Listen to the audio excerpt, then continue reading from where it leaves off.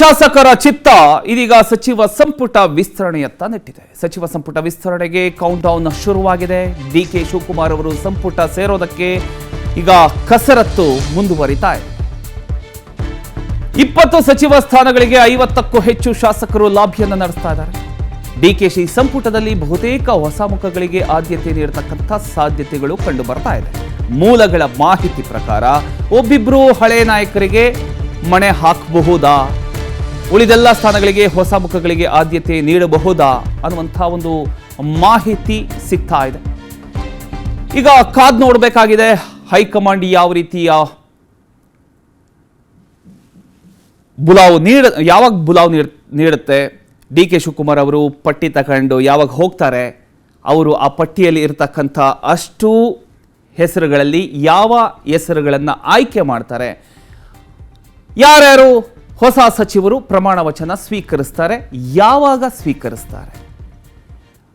ಆಷಾಢ ಹತ್ರ ಬಂತು. ಆಷಾಢದಲ್ಲಿ ವಿಸ್ತರಣೆ ಆಗೋದಿಲ್ಲ ಅಂತ ಒಂದಿಷ್ಟು ಮಾಹಿತಿಗಳು ಹೊರಬಿದ್ವು. ಆದರೆ ಇದಕ್ಕೆಲ್ಲ ಫುಲ್ ಸ್ಟಾಪ್ ಬೀಳುತ್ತಾ ಅದಕ್ಕೂ ಮುಂಚೆ ಸಚಿವ ಸಂಪುಟ ವಿಸ್ತರಣೆ ಆಗುತ್ತಾ? ಈಗ ಸಾಕಷ್ಟು ಶಾಸಕರು ಕುತೂಹಲದಿಂದ ಕಾಯ್ತಾ ಇದ್ದಾರೆ, ನನ್ನ ಹೆಸರು ಬರಬಹುದಾ ಅನ್ನುವಂಥ ವಿಚಾರಕ್ಕೆ ಸಂಬಂಧಪಟ್ಟ ಹಾಗೆ.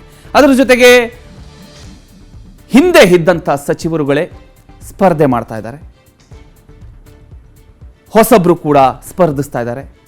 ದಲಿತ ಮುಖಂಡರು ಅಂದರೆ ಒಂದಿಷ್ಟು ಜನ ಕೂಡ ಈಗ ಕಸರತ್ತನ್ನು ನಡೆಸ್ತಾ ಇದ್ದಾರೆ.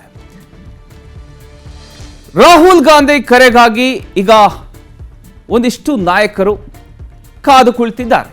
ಉಳಿದ 20 ಸ್ಥಾನಗಳಿಗೆ ಈಗಾಗಲೇ ಪಟ್ಟಿ ಫೈನಲ್ ಹಿನ್ನೆಲೆಯಲ್ಲಿ ರಾಹುಲ್ ಗಾಂಧಿ ಅವರು ದೆಹಲಿಗೆ ವಾಪಸ್ ಬರೋದನ್ನೇ ಕಾಯ್ತಾ ಇದ್ರು ಸಿಎಂ ಟೀಮ್.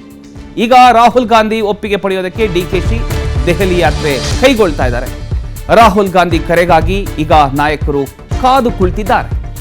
ಉಳಿದ 20 ಸ್ಥಾನಗಳಿಗೆ ಈಗಾಗಲೇ ಪಟ್ಟಿ ಫೈನಲ್ ಆಗ್ತಕ್ಕಂಥ ಹಿನ್ನೆಲೆಯಲ್ಲಿ ರಾಹುಲ್ ಗಾಂಧಿ ದೆಹಲಿಗೆ ವಾಪಸ್ ಬರೋದನ್ನೇ ಸಿಎಂ ಟೀಮ್ ಕಾಯ್ತಾ ಕೂತಿದ್ರು.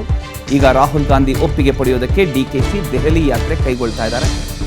ಇವತ್ತು ಅಥವಾ ನಾಳೆ ಸಿಎಂ ಡಿಕೆಶಿ ಅವರು ದೆಹಲಿ ಯಾತ್ರೆ ಕೈಗೊಳ್ತಾ ಇದ್ದಾರೆ. ಸಿಎಂ ಡಿಕೆಶಿ ಜೊತೆ ಮಾಜಿ ಸಿಎಂ ಸಿದ್ದರಾಮಯ್ಯ ಹೋಗ್ತಾ ಇದ್ದಾರೆ.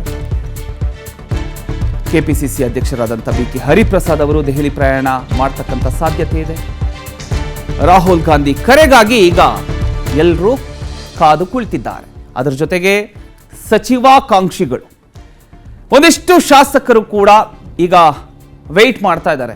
ಸಿಎಂ ಡಿ ಕೆ ಶಿವಕುಮಾರ್ ಅವರು ಹೋಗ್ತಾರೆ, ಆ ಪಟ್ಟಿಯಲ್ಲಿ ನನ್ನ ಹೆಸರು ಇರತಕ್ಕಂಥ ಸಾಧ್ಯತೆಗಳು ಕೂಡ ಇದ್ದಾವೆ, ಹೈಕಮಾಂಡ್ ನನ್ನ ಹೆಸರನ್ನು ಆಯ್ಕೆ ಮಾಡಬಹುದು ಅನ್ನುವಂಥ ವಿಚಾರಕ್ಕೆ ಸಂಬಂಧಪಟ್ಟ ಹಾಗೆ ಒಂದಿಷ್ಟು ಶಾಸಕರು ಕೂಡ ಕಾಯ್ತಾ ಇದ್ದಾರೆ.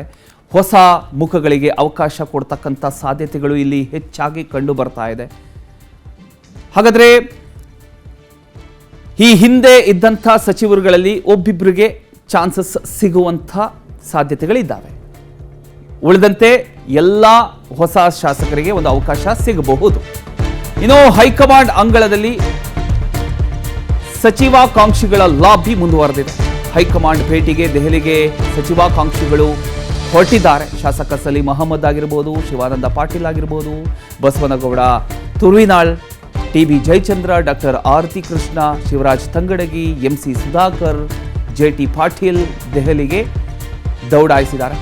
ಸಂಜೆ ವೇಳೆಗೆ ಮತ್ತಷ್ಟು ಆಕಾಂಕ್ಷಿಗಳು ದೆಹಲಿಗೆ ಹೋಗ್ತಕ್ಕಂಥ ಎಲ್ಲ ಸಾಧ್ಯತೆಗಳು ಇದ್ದಾವೆ. ಸೊ ಈಗ ನಾಯಕರುಗಳು ಹೋಗುವಂಥ ವಿಚಾರ ಒಂದು ಕಡೆ ಇದ್ದರೆ, ಈಗ ಶಾಸಕರುಗಳು ಕೂಡ ಈಗ ದೆಹಲಿಗೆ ದೌಡಾಯಿಸ್ತಾ ಇದ್ದಾರೆ. ಸೊ ಈಗಾಗಲೇ ಸ್ವಲ್ಪ ಜನ ಶಾಸಕರು ಹೊರಟಿದ್ದಾರೆ, ಇನ್ನು ಸ್ವಲ್ಪ ಜನ ಶಾಸಕರು ಹೊರಡುವಂಥ ಚಾನ್ಸಸ್ ಇದೆ. ಇವತ್ತು ಸಂಜೆ ಅಷ್ಟರಲ್ಲಿ ಅವರು ಕೂಡ ಹೊರಡಬಹುದು. ಇನ್ನು ಮಾಜಿ ಸಚಿವರಲ್ಲ, ಅಂದರೆ ಮಾಜಿ ಸಚಿವರು ಯಾರ್ಯಾರಿದ್ದಾರೋ ಅವರಲ್ಲೇ ತೀವ್ರ ಸ್ಪರ್ಧೆ ನಡೀತಾ ಇದೆ.